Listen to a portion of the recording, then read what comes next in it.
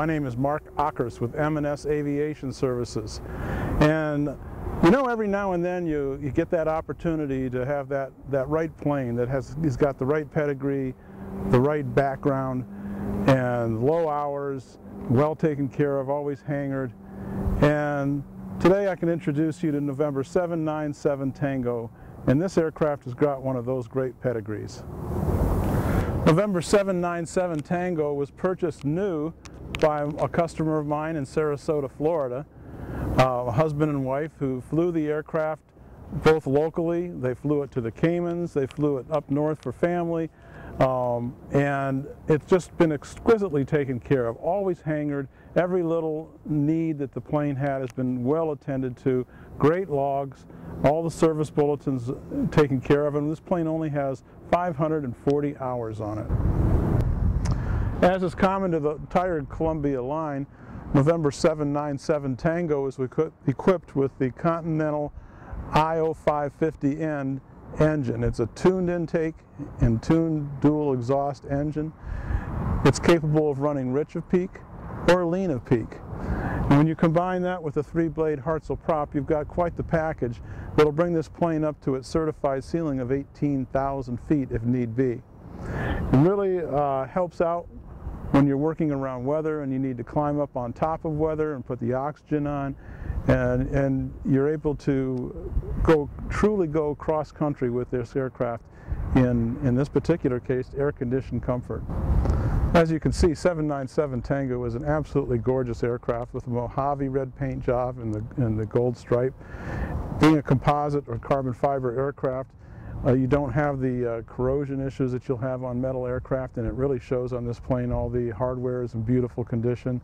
Very few little nicks and scratches that actually we're taking care of with our touch-up guy. So this plane is going to be in excellent condition cosmetically for the next buyer. The Columbias have a voluminous baggage area. They will hold up to 120 pounds, and you'd be surprised how much you can fit in the back of a Columbia. Also, if you look on the back of the seats, you'll see a bar there. The rear seats can pop out, and you can actually make the plane into a station wagon.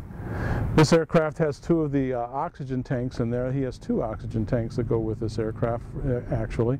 So once again, the Columbia will climb up to 18,000 feet. So if you're going to go up above the 12,500 foot level, you want to be able to put oxygen on, because the plane is capable of going there.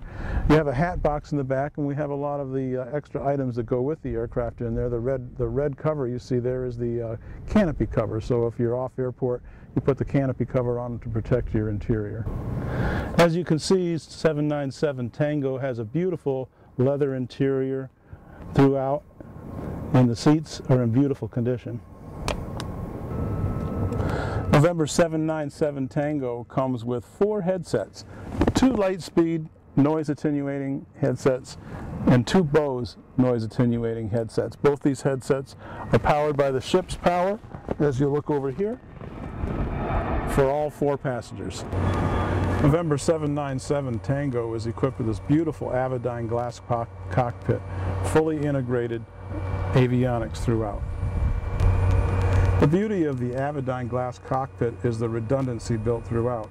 For example, on the left side of the aircraft, we have all of our analog engine instruments right here. We also have the Emax engine monitoring system over here in the multifunctional display. So we've got duplicity built throughout. If we come back over on this side, you'll have your fuel quantity up top for both your left and your right fuel tanks.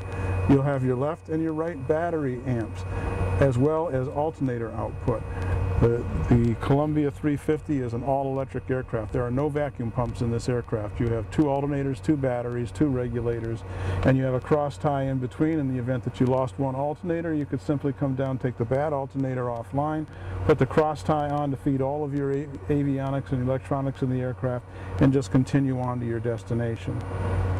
The next below, you have your temperature gauge and your oil pressure gauge. Up top right, you have your manifold pressure and your fuel flow in the same gauge next to one another, and then your RPM below that.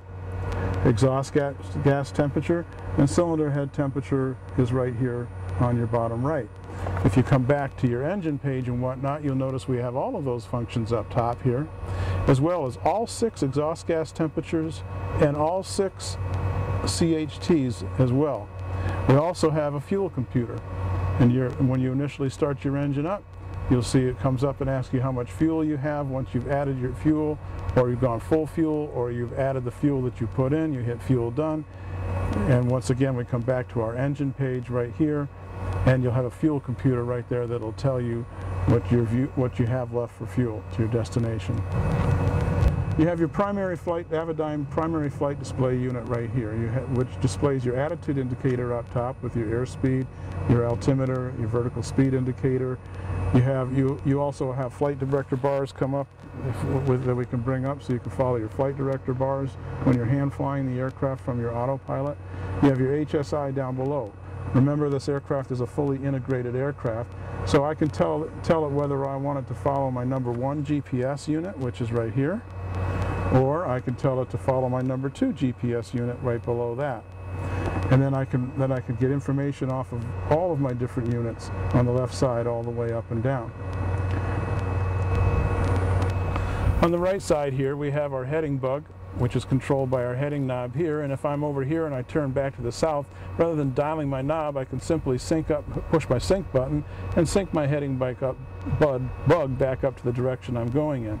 If I go to the altitude mode, I can select the altitude that I want and pre-select that.